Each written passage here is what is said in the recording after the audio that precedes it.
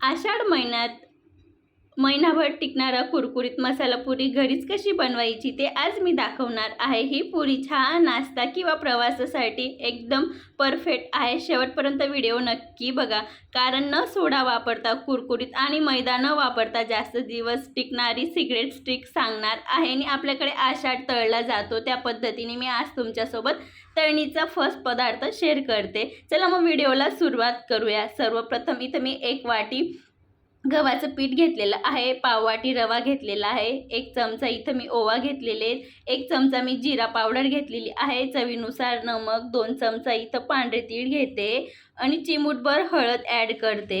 याच्यामध्ये मी चवीनुसार थोडं जिरा पावडर बी ॲड करते। याच्याने खूप छान टेस्ट येतो, कारण की आपण मसाला पुरी बनवणार आहोत, त्यासाठी आवर्जून वापरा। याच्याने टेस्ट पण छान येतो आणि हलका मसाल्यासारखा कलर पण येतो। मी पाव चमचा इथं हळद वापर करते। चवीनुसार आपल्याला नमक वापरायचे आणि खास करून या पुरीसाठी आपण जराही मैदा सोडा न वापरता बनवणार आहोत, त्यासाठी आवर्जून वापरा। इथं मी 1 चमचा मोहनसाठी तेल घेते। हे तेल अगदी रूम टेम्परेचरचं आहे।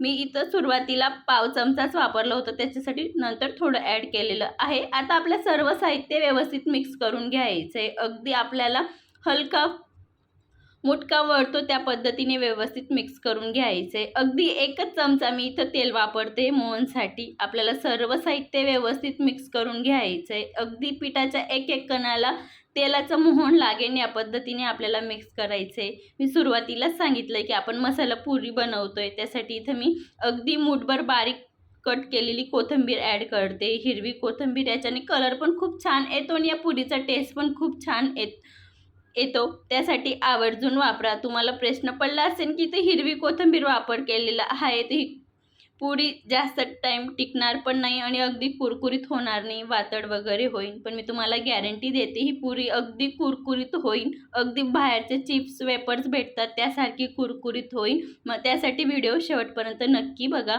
इथं मी छान घट्टसर गोळा मळून घेतलेला आहे। याच्यामध्ये आपण रवाचा वापर केलेला आहे, म्हणून मी इथं 15 ते 20 मिनिटं रेस्ट करण्यासाठी ठेवलं होतं।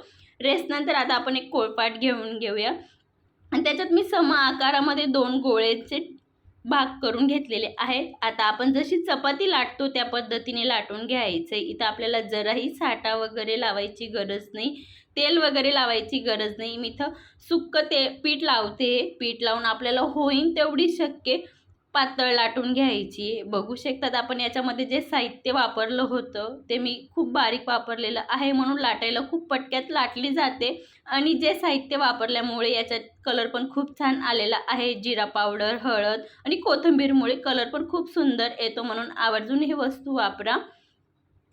परत मी व्यवस्थित पीठ लावून घेतलेलं आहे आणि आपल्याला आता अगदी बारीक लाटून घ्यायचे। बघू शकता त्या पद्धतीने। आणि मी डो अगदी घट्टसर मळला होता, म्हणून जराही पोळपाटला किंवा लाटण्याला चिपकत नाही पीठ न लावता। बघू शकता त्या पद्धतीने आपल्याला सर्व साईडने व्यवस्थित एकसारखी लाटून घ्यायची। या गोष्टीची खास काळजी ठेवायची। भरपूर जण लाटताना बाकीच्या साईडला जाड, बाकीच्या साईडला बारीक ठेवतात, पण हे पुरी बनवताना अगदी आपल्याला पातळ लाटून घ्यायची, म्हणजे महिनाभर अगदी कुरकुरीत राहतात। आणि इथं मी जो आपण मॅगी खातो तो स्पून घेतलेला आहे, त्याच्याने डॉट डॉट करून घ्यायचं आहे, म्हणजे होल पाडून घ्यायचे। याच्याने काय होणार की तळताना पुरी जराही फुगणार वगैरे नाही, अगदी कुरकुरीत होईल। त्यासाठी मी होईल तेवढे अगदी एका लाईननुसार सर्व होल पाडून घेतलेले आहेत चमच्याने। आणि आता एक वाटी घेते, वाटीने एकसारखे कट करून घेते। याच्याने एक सोबत जास्त पुऱ्या पण होतात आणि सर्व पुऱ्या एकाच आकाराने होतात। बघू शकता टेक्स्चर किती बारीक आहे आणि कलर पण किती छान आलेला आहे। मी आता सर्व पुरे असेच लाटून घेणार आहे। या पुऱ्यांना आपल्याला एका प्लेटमध्ये काढून घ्यायचे, अगदी वेगवेगळे ठेवायचे। मी दुसरीकडे तेल गरम करण्यासाठी ठेवलेलं आहे। तेल पण छान हलकं मीडियम गरम झालेलं आहे आणि इथं मी पुऱ्या पण एका प्लेटमध्ये काढून घेतलेले आहेत, ज्यांना एकमेकांवर ठेवलं तरी हे जराही चिपकणार नाही। आपण लाटताना सुरुवातीला पीठ लावलेलं आहे, म्हणून आता एक एक पुरी आपल्याला तेलामध्ये सोडून घ्यायचंय। तेल जास्त गरम पण नको आणि जास्त गार पण नको, अगदी मीडियम पाहिजे। आणि आपल्याला लो टू मीडियम फ्लेमला छान हलका गोल्डन कलर येतो तोपर्यंत अगदी दोघं साईडने तळून घ्यायचे। बघू शकतात जशी जशी पुरी छान तळली जाते, कलर येतो, तर तेलाचे बुडबुडे खूप कमी होतात। मी तर सर्व पुऱ्या लाटून आणि तळून घेतलेल्या आहेत. बघू शकता जराही तेलकट वगैरे झालेले नाही आहेत. अगदी छान कलर पण आलेला आहे आणि या पद्धतीने बनवले तर तुम्ही आरामात महिनाभर स्टोअर करू शकतात. जराही वातड वगैरे होत नाही. मी तुम्हाला एक पुरी दाखवते. बघू शकतात मी बोटाला लावते, जराही तेल वगैरे लागत नाही आणि मी तोडून पण दाखवते. किती कुरकुरीत झालेली आहे. आजची रेसिपी थोडी आवडली असेल तर फ्रेंड सर्कल, फॅमिली सर्कलमध्ये शेअर करा. चॅनलवर नवीन असाल तर प्लीज चॅनलला सबस्क्राईब करा. अशाच मस्त जबरदस्त रेसिपी सोबत भेट. तोपर्यंत धन्यवाद.